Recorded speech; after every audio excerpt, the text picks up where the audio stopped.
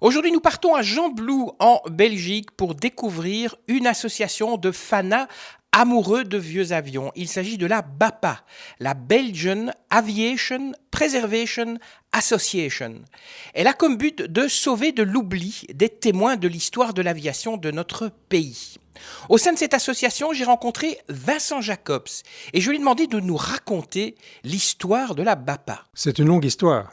Généralement, ça a été créé par des anciens bénévoles du musée de l'armée, la section aviation. Il faut savoir qu'à un moment donné, on avait acquis un B-25 qui n'intéressait pas le musée. Donc on était là avec cet avion sur les bras. Il y avait ça d'une part. Et d'autre part, on arrivait à la fin des différents chantiers au musée de l'aviation. Et donc, on n'avait plus aucune aide de la part de l'association dont on faisait partie. Et donc, on arrivait à la fin d'une histoire. Et donc, on avait d'une part envie de continuer notre passion de la restauration d'avions anciens, et d'autre part, on avait le B-25. Et donc, c'est comme ça qu'on a créé l'association, tout simplement. Quand vous dites on, c'est-à-dire, qui sont les fondateurs de cette ASBL ? Les fondateurs, c'est Yves Duhé, moi, Nicolas Godefurnon, Éric de Souroux, principalement, alors, vraiment tout au départ. C'était des personnes qui travaillaient déjà dans l'aviation ? En tout cas, au niveau de la restauration au musée de l'aviation, oui. Sinon, il y a juste Éric de Souroux qui est vraiment un technicien chez Sabena Technics. C'est le seul vrai professionnel. Un des objectifs de votre association est de faire découvrir le patrimoine aéronautique belge. Quelle a été l'importance de l'aviation en Belgique ? Mais l'aviation a d'abord toujours été un vecteur d'emploi très important en Belgique, de par la construction d'engins de création nationale ou de construction sous licence, d'une part. Ensuite, il y a eu la Sabena, bien sûr, qui était un vecteur très important d'emploi avec les différentes compagnies, enfin, les différentes lignes aériennes vers le Congo, qui a eu beaucoup de succès. Et aussi l'importance de l'aviation, par exemple, dans notre colonie en Afrique, au Congo, puisqu'on utilisait beaucoup l'aviation pour se déplacer. Oui, l'aviation était vraiment très importante. Même pendant la guerre, la Sabena a servi vraiment été un vecteur très important, un moyen de transport. Mais bon, il n'y a pas que le côté civil, il y a le côté militaire qui était très important aussi, qui reste toujours important. Alors, quels étaient les avions qu'on utilisait au Congo, par exemple ? On a commencé par le Fokker F7 trimoteur, et puis ça s'est modernisé avec le Savoia Marchetti trimoteur aussi. Puis une interruption pendant la guerre avec des bimoteurs comme le Lockheed Lodestar, des C3 aussi, Junker 52, voilà. L'esprit d'innovation, d'entreprise, la créativité en matière d'aéronautique sont en fait aussi vos objectifs. Vous pourriez un peu expliquer ? On aimerait bien effectivement avoir beaucoup plus de contact avec les différents thèmes aéronautiques en Belgique, que ce soit des constructeurs comme la Sonaca, la Sapca, ou d'autres associations qui poursuivent le même but, les Sabena Oldtimers. Voilà.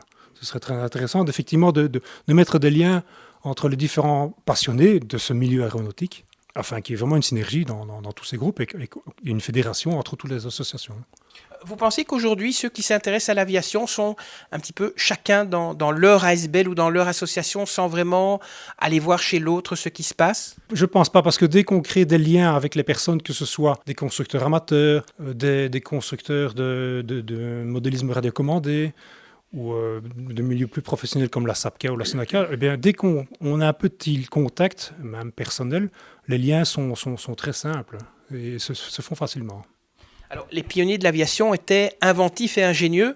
Ceux qui aujourd'hui travaillent dans l'aviation, dans les domaines de l'aviation, est-ce qu'ils ont encore ces qualités ? Oui, bien entendu. L'ingéniosité est totalement différente. Bien sûr, au départ, il fallait tout découvrir. Tout était vraiment... La technique n'existait pas, il fallait tout. C'était par tâtonnement qu'on procédait. Maintenant, il y a une base établie, bien entendu. Et la technique est là. Il faut simplement la développer et avoir le meilleur créneau possible, oui. En Belgique, on sait qu'on a construit des motos, on a fabriqué et conçu des motos, des voitures comme la Minerva. Qu'en est-il de l'aviation ? Est-ce qu'on a aussi conçu et construit des avions en Belgique ? Mais on sait que la SAPCA, qui était une société nationale, a construit sous licence chaque fois qu'on achetait des avions militaires ou pour la Sabena.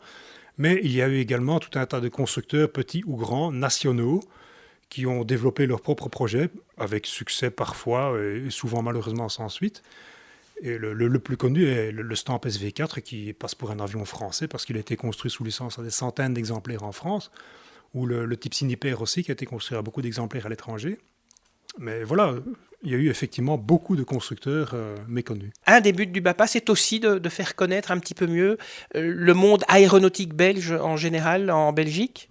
Ah oui, ça c'est sûr. Le but du BAPA, c'est préserver les machines aéronautiques avec un lien belge, que ce soit la construction ou l'histoire. Donc on peut aller aussi bien dans le civil que le militaire.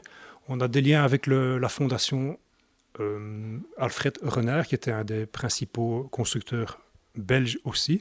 Donc les liens existent, oui. Parlez d'histoire. Est-ce que vous connaissez de fameux aviateurs belges? Il y en a beaucoup, hein. Willy Coppens, pendant le premier RAS pendant la Première Guerre mondiale. Il y a Edmond Thieffry, qui est un pilote aussi de la Première Guerre mondiale, avocat, et qui a fait la première traversée, la première liaison Belgique-Congo.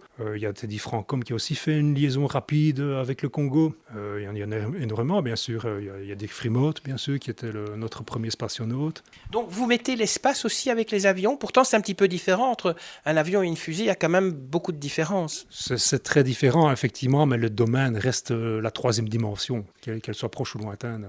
Est-ce qu'on peut dire un mot sur les activités aussi du BAPA? Le BAPA, c'est principalement la restauration d'avions anciens, historiques, établir des contacts avec d'autres associations, qu'elles soient simplement le plaisir comme la radiocommande ou militaire. Se faire connaître aussi est une principale raison, parce que sinon, si on vit tout seul dans notre coin, on ne va pas aller très loin. Les personnes qui travaillent chez vous, est-ce que ce ne sont que des personnes qui ont travaillé dans l'aéronautique ou bien vous avez aussi des jeunes qui commencent à s'intéresser à l'aviation? Généralement, on ne sait pas très bien pourquoi on est passionné par l'aviation. Moi, mon père, il aimait la marine. J'ai fait des maquettes d'avions. On commence tous par ça. On commence par faire des maquettes. Et puis, on va à des meetings d'avions. Puis, on fait un peu de radiocommande. Et puis, on va peut-être se lancer dans le pilotage, ULM ou avion. Si on a de la chance, on parvient à en faire un métier. En Belgique, malheureusement, c'est plus difficile. Mais on ne sait pas très bien. On a de tout. On a finalement un très, très petit pourcentage de personnes qui sont réellement dans le travail aéronautique professionnel. Pour les jeunes, malheureusement, c'est plus difficile d'attirer les jeunes. Oui. Pourquoi? Parce qu'en fait, il n'y a pas vraiment dans les études des filières qui mènent à des métiers de l'aviation? Non, les filières existent. Par exemple, avec le WAN qui se trouve à Gosselies, les filières existent. Le problème est que, dans notre cas, la restauration d'avions anciens, c'est quelque chose qui prend beaucoup de temps. On fait ça sur une base bénévole, donc on fait ça comme loisir, sur notre temps libre. Et quand on est parti pour une restauration d'avion, ça dépend de l'état de la machine, évidemment, ça peut prendre des années. Et on a déjà vu ça depuis longtemps. Les jeunes sont pressés de voir la fin et sont donc impatients. Et puis, il y a tellement de choses à faire dans la vie aussi. Vous avez au sein du BAPA un centre de documentation. Est-ce que vous collaborez, par exemple, avec le centre de documentation du Musée de l'Air? Pas encore. Notre centre, comme le reste de notre association, je dirais, est toujours en création.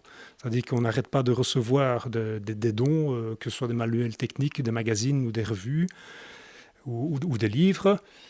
Et on est occupé à archiver tout ça, que ce soit digitalisé ou bien simplement faire un inventaire.